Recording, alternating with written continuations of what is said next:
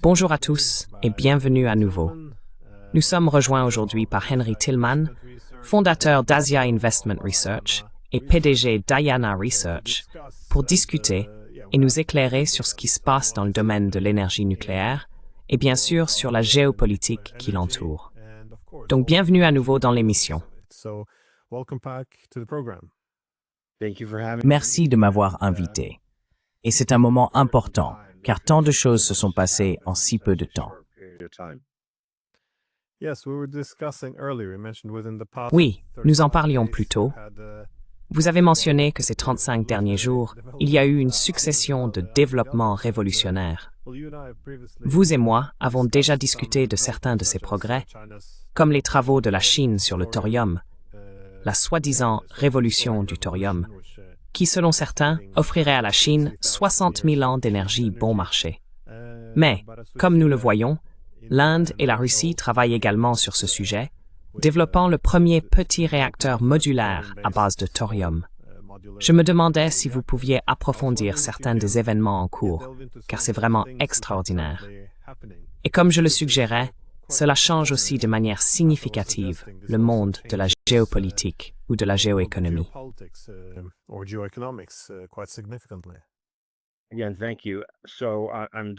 Encore merci. Je suis ravi de pouvoir présenter toutes ces données, que selon moi, personne n'a encore réunies dans une présentation aussi concise. Il y a tellement de choses à aborder en seulement 30 minutes. Entre le 28 juillet de cette année et le 2 septembre, soit 35 jours, 4 grands partenariats nucléaires ont été soit créés, soit renforcés entre différents pays.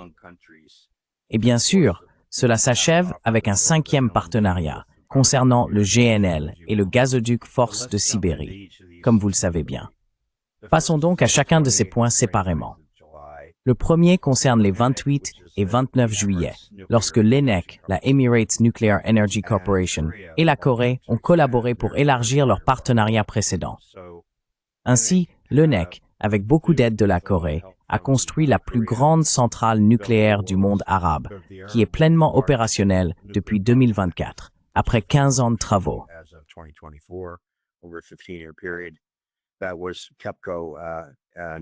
Il s'agissait des réacteurs nucléaires de KEPCO, soutenus par une main-d'œuvre coréenne. Parmi les 18 000 travailleurs ayant permis de réaliser ce projet, 2 300 étaient coréens, faisant de cette centrale non seulement la plus grande centrale nucléaire du monde arabe, mais fournissant également 25% de l'énergie de l'ensemble des Émirats arabes unis. Aujourd'hui, ENEC, en raison de ses liens avec les Émirats, a évidemment participé à la COP28. Lors de la COP28, on se rend compte que le monde compte actuellement 22 pays en guerre. 31, je crois, ont accepté de développer de manière agressive l'énergie nucléaire civile et sûre dans le monde au cours des 30 prochaines années afin d'atteindre 30% de la production mondiale d'électricité d'ici 2050. Ainsi, ENEC a été particulièrement dynamique après la COP28 en investissant dans plusieurs entreprises de petits réacteurs modulaires SMR. Et encore une fois, ils se sont associés à la fois à Samsung et Hyundai.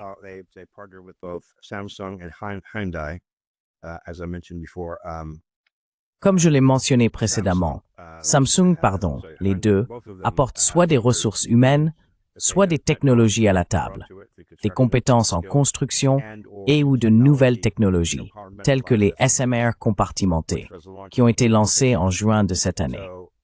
Ainsi, la combinaison d'une aide physique réelle et qualifiée, soutenue par des avancées technologiques dans la construction de ces SMR, a constitué une force puissante reliant ces deux pays et élevant leur partenariat à un niveau mondial.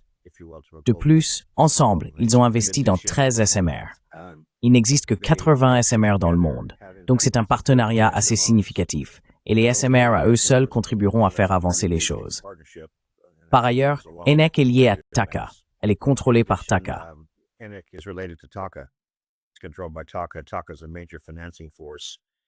TAQA est une force de financement majeure pour accélérer les investissements dans ces petits réacteurs modulaires, SMR, à travers le monde.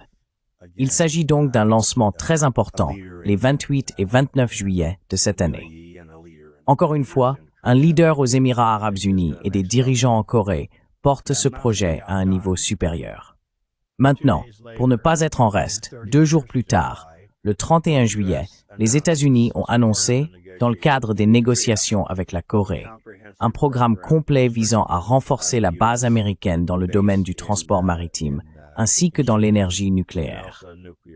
Mais avant d'aborder ce point, il convient également de noter qu'en réalité, quelques mois auparavant, le président Trump avait fortement œuvré pour modifier les lois locales américaines, DOE, DOD, etc., afin de permettre des changements rapides dans le secteur du nucléaire, tout comme il l'avait fait pendant la crise du COVID il y a quelques années.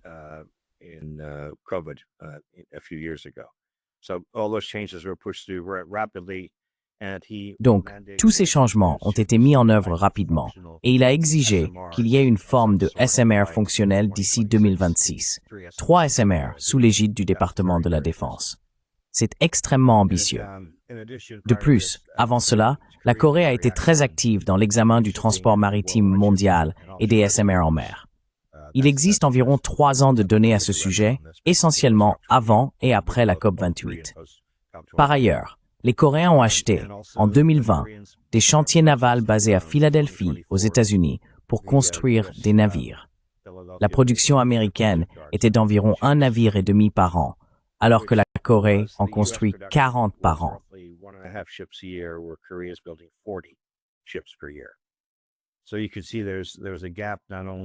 On pouvait donc constater qu'il existait un écart, notamment que Trump avait identifié, non seulement dans la production nucléaire et les SMR, mais aussi un manque relevé par ses associés concernant le besoin en puissance pour l'IA, ainsi qu'un énorme déficit dans le secteur maritime. Tout cela a été intégré dans les négociations de fin juillet lors des discussions commerciales entre la Corée et les États-Unis, qui se sont conclues par le fait que la Corée ne paierait qu'un tarif douanier de 15% sur les marchandises, contre les 25% initialement envisagés, en échange d'un engagement de 350 milliards de dollars pour construire des navires aux États-Unis à un rythme accéléré.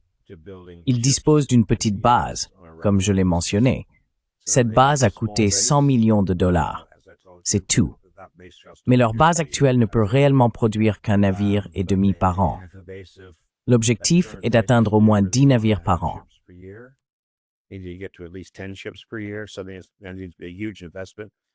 Il faut donc un investissement massif pour que cela fonctionne. Et c'est une partie essentielle si l'on veut combler l'écart en construction navale entre ce qui se passe en Chine et en Russie. Et cela, je veux dire, a déjà commencé immédiatement, car ils sont déjà en activité depuis l'année dernière. Ce que je trouve intéressant, c'est qu'il y a beaucoup de compétences provenant d'anciens membres de la marine militaire dans la région, qu'ils pourraient utiliser pour reconstituer les effectifs plus tôt que prévu. Oui, donc c'est pour accélérer la construction navale et donc accélérer le déploiement des SMR aux États-Unis. Mais malgré tout cela, il n'y avait aucun lien avec le thorium, dont nous parlerons plus tard. Nous en avons déjà parlé et nous y reviendrons. Et il n'y avait pas non plus de lien avec les brise-glaces.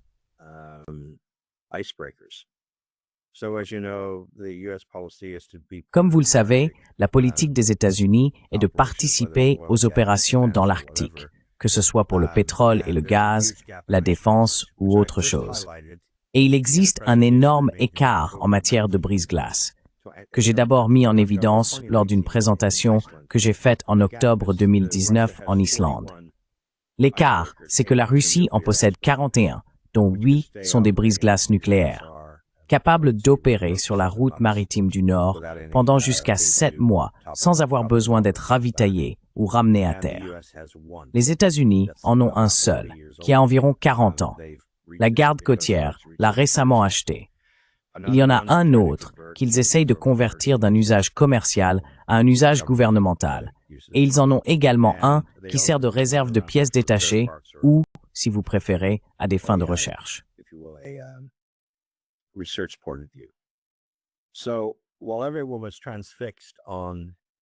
Alors que tout le monde était captivé par les réunions en Alaska entre Poutine et Trump, l'attention réelle, même s'il n'y a pas eu nécessairement de progrès, comme nous l'avons constaté jusqu'à présent, sur l'Ukraine, a surtout porté sur l'Arctique et la coopération entre les États-Unis et la Russie dans cette région lors de ces discussions. Et le premier résultat concret, c'est la signature par Poutine d'un décret qui laisse la porte ouverte à ExxonMobil pour réinvestir dans Sakhalin, qu'ils avaient perdu à la suite des événements de 2022. Ils ont perdu beaucoup d'argent dans ce processus. Mais cela permet à ExxonMobil de reprendre cette participation d'ici la fin 2026, à condition que les sanctions soient levées. Voilà le premier point.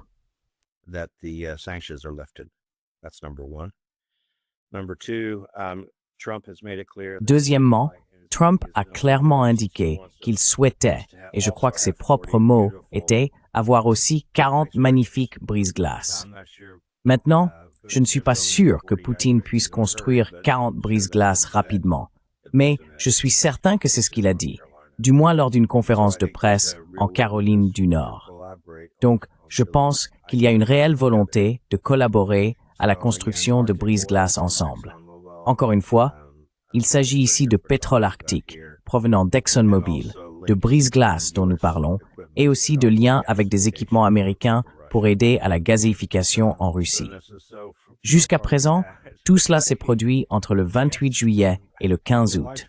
Cela fait en gros 2 semaines et demie.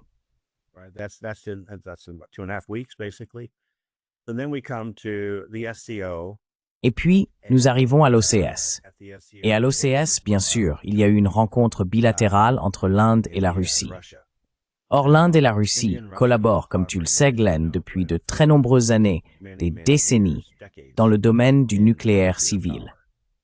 Mais ce qui est nouveau cette fois-ci, c'est que l'Inde a vraiment pris le taureau par les cornes en matière d'énergie nucléaire. Ils ont présenté un budget très ambitieux pour la développer. Et cela a du sens car, comme nous l'avons déjà dit, ils disposent d'un stock important, ils sont leaders mondiaux en thorium et ils examinent toutes les options possibles pour transférer leur capacité et leur uranium vers le thorium.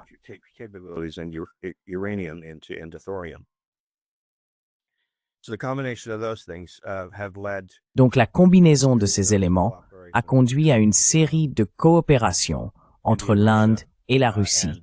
Et je pense que l'une de celles que vous avez mentionnées précédemment est la volonté de collaborer dans le domaine du nucléaire, sur l'énergie au thorium, si vous voulez, entre les deux pays. Cela a été annoncé en mai, mais confirmé par le président de Rosatom le 2 septembre. Je crois que c'était le 1er septembre, lorsqu'ils étaient ensemble à Pékin. Oui, de plus, il y a aussi des discussions selon lesquelles il serait prêt à s'engager, à aider à développer les capacités de réacteurs nucléaires de 4e génération en Inde. Les seules capacités fonctionnelles actuelles de réacteurs de 4e génération se trouvent en Chine.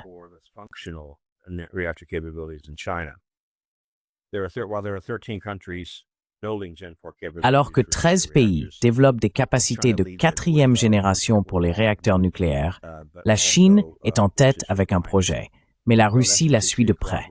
En somme, on observe une collaboration tripartite entre la Chine, la Russie et l'Inde dans ce domaine. C'est le premier point. Deuxièmement, il existe également un lien entre la Russie et l'Inde pour construire, avec la Chine, un pôle de production nucléaire dans l'Extrême-Orient, auquel l'Inde participerait. Il en va de même pour le transport maritime dans l'Arctique, avec les ports, comme on le constate déjà, et la logistique, là encore avec la Russie et l'Inde, ainsi que pour le transport maritime en Antarctique. Et bien sûr, cela s'étend au GNL russe, qui est également payé dans des devises autres que le dollar américain.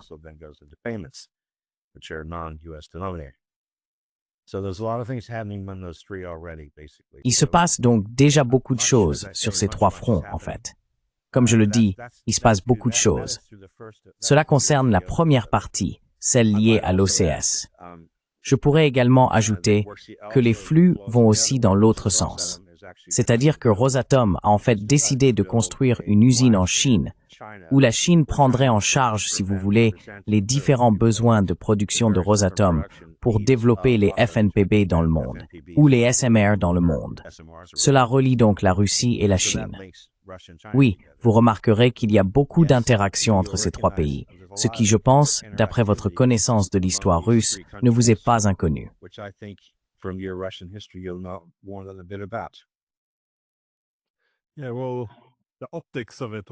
Oui, eh bien, l'aspect visuel de la situation était également très présent lors de la réunion de l'Organisation de coopération de Shanghai en Chine. Et je pense que nous avons tous les deux pensé à la concrétisation du triangle de Primakov. Pour ceux qui ne s'en souviennent pas, Primakov était le ministre des Affaires étrangères, puis le premier ministre de la Russie. Il y a eu cet événement dramatique en 1999, alors qu'il se rendait à Washington pour discuter des tensions au Kosovo. Pendant ce temps, les Américains et l'OTAN ont commencé à attaquer la Yougoslavie, en violation du droit international. Quoi qu'il en soit, il a fait faire demi-tour à l'avion en plein vol, et cela est devenu très symbolique de ce qui se passait.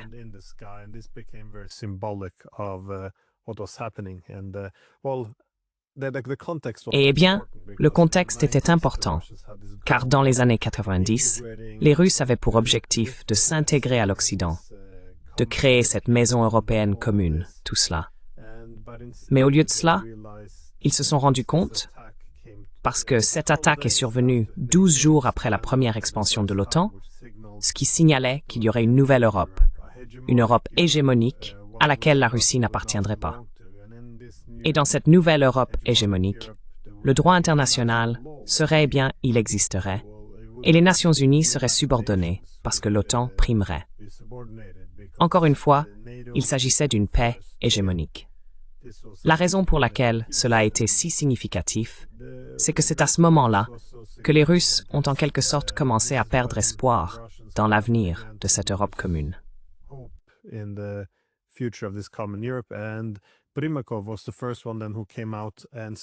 Et Primakov a été le premier à proposer qu'il nous faudrait un système international multipolaire, quelque chose pour contraindre l'Occident politique et ses ambitions de diriger le monde par le biais d'une hégémonie. Il a alors identifié ces trois piliers, la Russie, l'Inde et la Chine. Ce triangle était nécessaire afin d'obtenir un système international plus équilibré, où le droit international pourrait primer. Eh bien, l'objectif n'était pas de vaincre les États-Unis, comme dans la politique des blocs, mais de limiter, de mettre fin aux ambitions hégémoniques et d'instaurer un système international plus équilibré.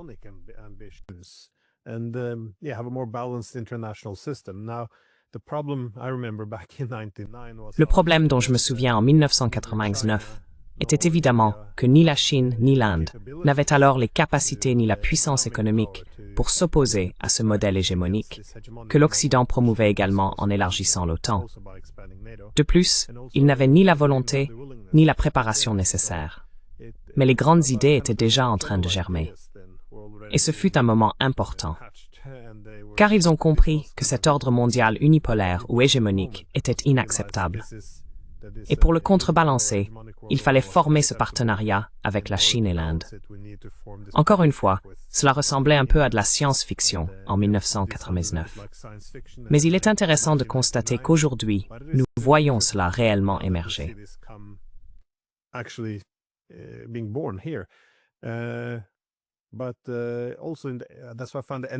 Mais c'est aussi pour cela que j'ai trouvé le secteur de l'énergie si intéressant, parce que nous parlons tous désormais de la nouvelle économie mondiale qui se construit autour de l'IA et des plateformes numériques.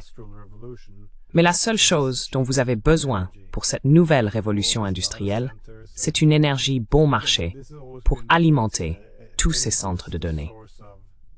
Et encore une fois, cela a toujours été le cas. L'énergie est la source de l'essor des civilisations. Donc, le fait qu'ils aient maintenant tous ces partenariats énergétiques reliant ces trois pays est vraiment fascinant. Mais à quel point sont-ils avancés cependant? Je sais que nous avons déjà parlé du thorium, mais j'imagine que les gens ne savent pas vraiment ce qu'implique la révolution du thorium. Pourquoi est-ce si important dans ce partenariat?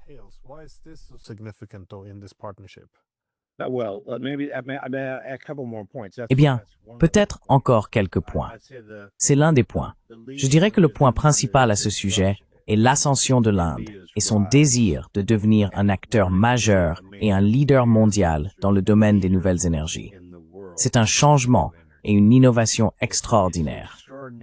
D'après mon expérience en Inde, en tant que conseiller, j'ai constaté, tout comme l'expérience de Trump aux États-Unis, qu'il existe une résistance au sein de certains groupes en Inde. Modi est un dirigeant différent. Modi a simplement pris de la hauteur et a dit « Voici ce que nous allons faire ». Et c'est un changement extraordinaire qui se reflète dans le budget. Ils ont un programme en cours qui montre les progrès réalisés depuis les années 1950.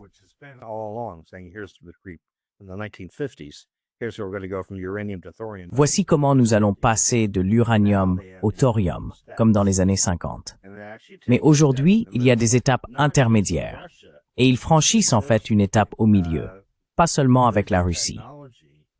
La première technologie de transition vers le thorium vient en réalité des États-Unis, appelée Core Energy, des États-Unis vers l'Inde, qu'il a adopté depuis la fin août de cette année. L'Inde est donc très progressiste à ce sujet. Ce n'est pas seulement la Russie, c'est aussi partout où la technologie permet de faciliter cette transition. Ils en ont déjà parlé, mais maintenant ils se concentrent sur sa mise en œuvre. C'est un grand changement. Je pense donc qu'ils ont toujours voulu passer au thorium. Maintenant, ils ont la volonté de le faire.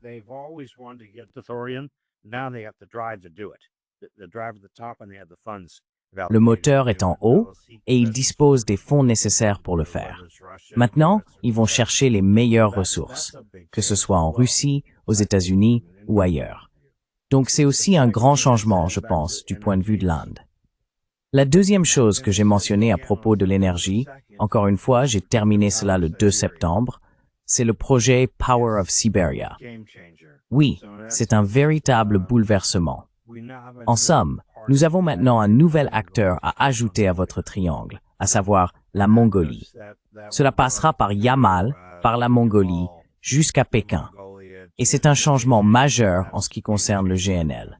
Je pense que les propos du président Xi à ce sujet étaient assez forts, disant que nous devrions nous concentrer sur la réalisation de ce projet. Oui.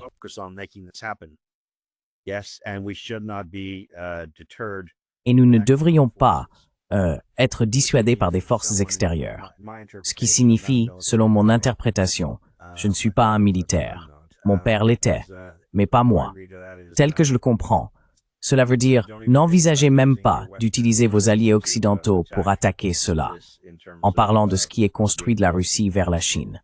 Je vous laisse cela à vous et aux grands esprits géopolitiques, mais c'est une déclaration forte. Cela augmente directement les flux. Et cela prouve aussi, encore une fois, que la croissance de la Russie se fera vers la Chine, vers l'Inde et d'autres régions, l'Asie du Sud et l'Afrique, et non vers l'Occident. Et l'Occident ne s'est probablement pas rendu service en perdant ce GNL mondial. Ce sont donc, encore une fois, des éléments qui changent la donne. Un autre est arrivé le 2 septembre.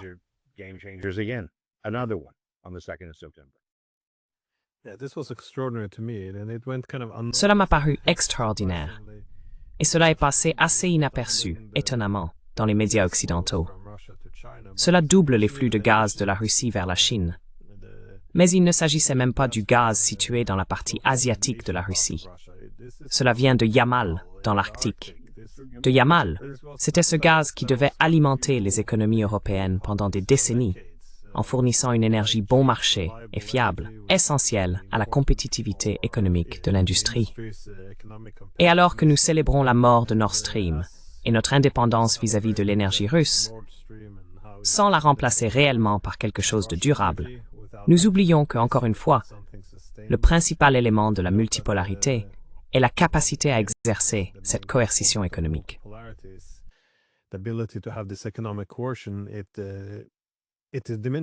Cela diminue lorsque vous avez des partenaires alternatifs et vous voyez maintenant que tout ce flux de gaz va simplement vers la Chine à la place.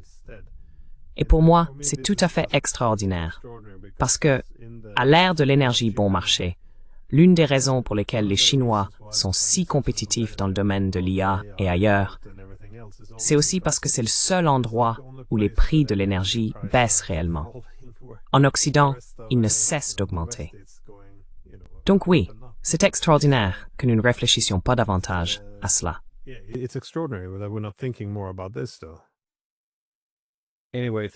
Quoi qu'il en soit, 35 jours, 5 partenariats différents dans le domaine de l'énergie nucléaire à travers le monde. Je n'aurais jamais cru vivre assez longtemps pour voir cela, mais c'est arrivé. Quelle est l'importance du développement de l'Arctique? Parce que vous avez mentionné la Russie avec ses 41 brise-glaces, dont plusieurs à propulsion nucléaire. Mais dans quelle mesure les ambitions de la Chine et des États-Unis de, je suppose, participer et d'acquérir les mêmes capacités ou des capacités similaires sont-elles significatives?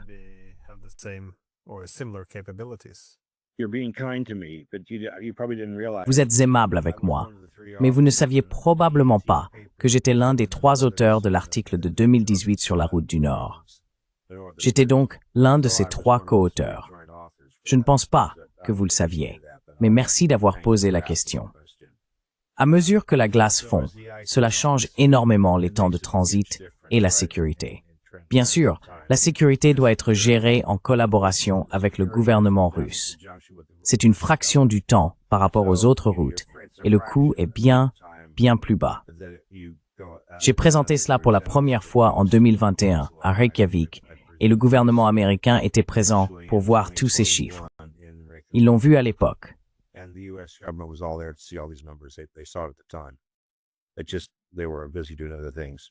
Ils étaient occupés à faire autre chose. Mais quoi qu'il en soit, c'est l'avenir. Et à mesure que la route maritime du Nord continue de s'ouvrir avec le réchauffement climatique, comme ce sera le cas, c'est un élément essentiel de tout cela. Et Trump le sait. Il le savait. Les chiffres étaient là pour eux. Le ministère de l'Énergie était là, et le ministère de la Défense aussi quand je présentais les informations, ils l'ont vu à l'époque.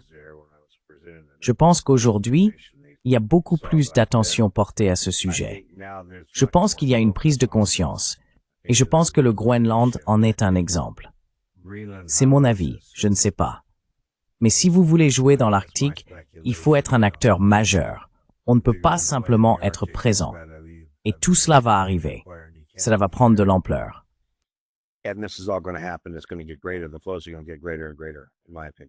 Les flux vont devenir de plus en plus importants, à mon avis. Et tout va aller de plus en plus vers l'Est. C'est pour ça qu'ils sont tous à Vladivostok, non? Et ces ports se développent, n'est-ce pas? Donc ça, c'est davantage l'aspect Inde-Russie, c'est-à-dire la logistique, les ports et l'énergie bon marché. Et je pense que c'est plus large, parce qu'encore une fois, l'Inde on parle de pays à vocation scientifique, n'est-ce pas? La Chine, la Russie et l'Inde sont fondées sur la science. Ici, au Royaume-Uni, nous sommes fondés sur le politique. Nous sommes fondés sur les sciences politiques, n'est-ce pas? Nous formons des gens aux États-Unis, connus dans le monde entier pour leurs avocats. Ces autres pays sont connus pour la science. C'est un monde différent.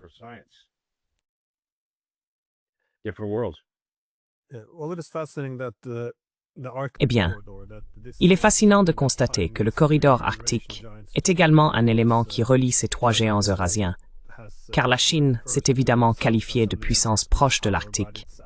Mais son accès à l'Arctique, qu'elle intègre conceptuellement à l'initiative la ceinture et la route, ou la route de la soie, en l'appelant la route de la soie polaire, est assez évident.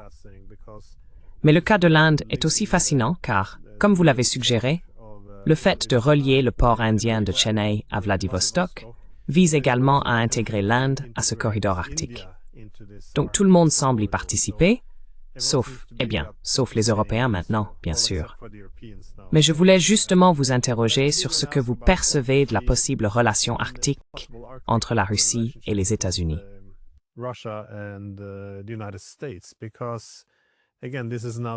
Parce que, encore une fois, il s'agit d'un autre géant qui idéalement participerait à certains de ces projets.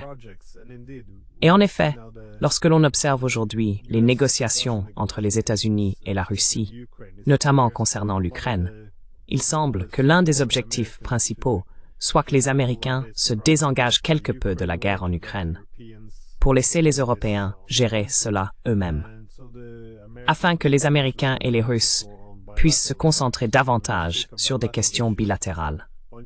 Et lorsqu'on parle de questions bilatérales, on a l'impression que l'Arctique pourrait en être un élément important, c'est-à-dire les projets énergétiques, le transport et toutes les autres activités dans cette région, ce qui, je suppose, serait bénéfique pour atténuer une partie de cette rivalité à somme nulle. Mais avez-vous vu quelque chose en préparation, en termes de coopération, plutôt que de se limiter à cette concurrence acharnée?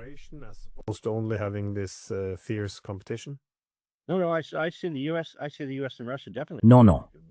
Je vois clairement que les États-Unis et la Russie veulent coopérer, des deux côtés. Comme je l'ai dit, Exxon est très intéressé.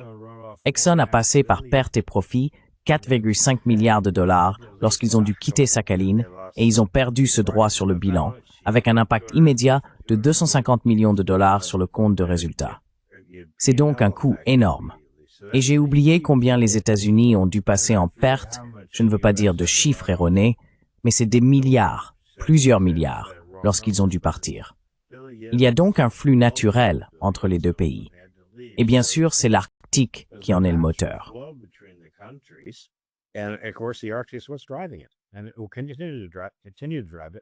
Et cela continuera à s'accentuer à mesure que la fonte des glaces s'intensifie. Donc ça doit arriver, et Trump le comprend, et Poutine le comprend aussi, et je suis sûr qu'ils essayent de trouver un moyen de faire fonctionner cela dans les contraintes qui existent actuellement autour de l'Ukraine. Mais je ne parierai pas contre. Je pense qu'ils sont tous les deux déterminés et savent que c'est la bonne chose à faire sur le long terme. Et cela arrivera, à mon avis. Rob, dans le monde de l'énergie, oui, j'ai mentionné 3 choses spécifiques dans mon intervention précédente à ce sujet, n'est-ce pas?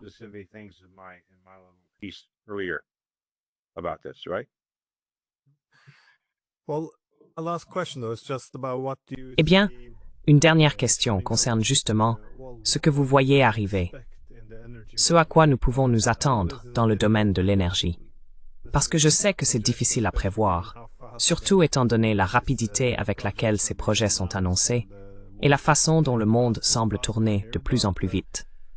Mais toutes ces initiatives ne se produisent pas en vase clos, ni indépendamment les unes des autres. Il y a une dynamique plus large à l'œuvre. Je me demandais simplement ce que nous pouvons espérer voir, sinon dans les mois ou les semaines à venir, du moins dans les années à venir, encore une fois, dans le secteur de l'énergie.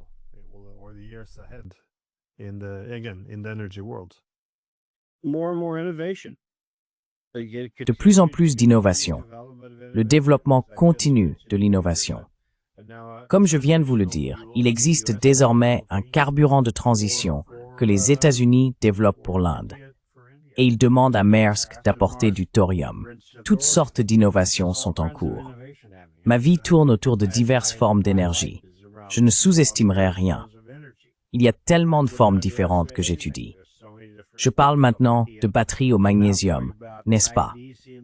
Dans plusieurs pays d'Afrique et ici au Royaume-Uni, pas de lithium.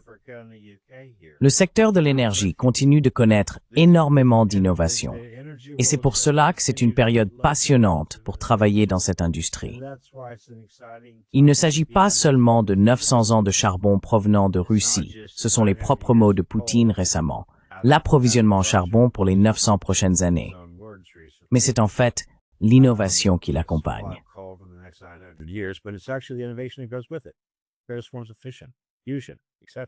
Diverses formes de fission, de fusion, etc. Tout cela est en cours. Donc, lorsque nous parlons à un pays de son portefeuille énergétique, c'est comme un portefeuille d'investissement.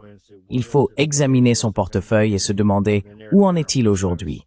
Où sera-t-il à court terme? Ce que j'essayais de vous montrer aujourd'hui dans cette, appelons-la une discussion de fumée, c'est un instantané de la situation actuelle. Et je pense que le plus grand changement dans cette discussion, et ce qui rend ce dont vous avez parlé, le triangle, si important, c'est le désir de l'Inde de devenir un leader mondial, en particulier dans le thorium. C'est un changement majeur, et il est porté par Modi.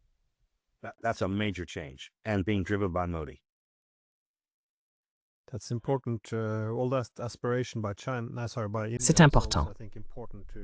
Toute cette aspiration de l'Inde est aussi, à mon avis, essentielle pour comprendre pourquoi les Indiens ont résisté avec autant de force aux efforts des États-Unis visant à ce que l'Inde se subordonne aux politiques de Washington, notamment en s'isolant. Je veux dire, si l'on souhaite devenir une grande puissance, ce qui est manifestement le cas de l'Inde, elle ne peut pas permettre que ses intérêts nationaux soient subordonnés à ceux des États-Unis, ni que ses ambitions de grande puissance soient simplement abandonnées pour devenir en quelque sorte un État de première ligne. Non, c'est vraiment fascinant. Il y a beaucoup de raisons. Quand on regarde une œuvre d'art, il y a beaucoup de choses que l'on va y voir. Donc je pense que ce que vous soulignez est l'un des éléments. Je pense qu'il y a plusieurs raisons derrière ce qui a été fait. Je ne suis pas géopoliticien, je vous laisse cela. Je vais donc simplement m'en tenir à mes données.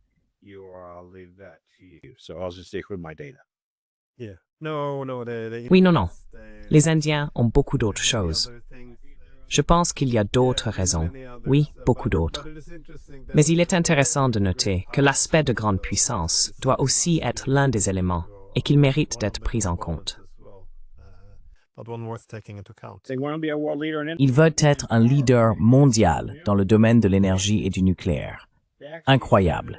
Ils l'ont vraiment mis en place, ils l'ont lancé en 1953-54 et maintenant ils le font. Assez incroyable. Le pont vers le thorium. Eh bien, nous vivons une époque intéressante. Alors, Henry, merci beaucoup pour votre temps et pour avoir partagé vos connaissances et vos idées avec nous. Merci beaucoup. Comme toujours, Glenn. D'accord, merci beaucoup. Au revoir pour l'instant.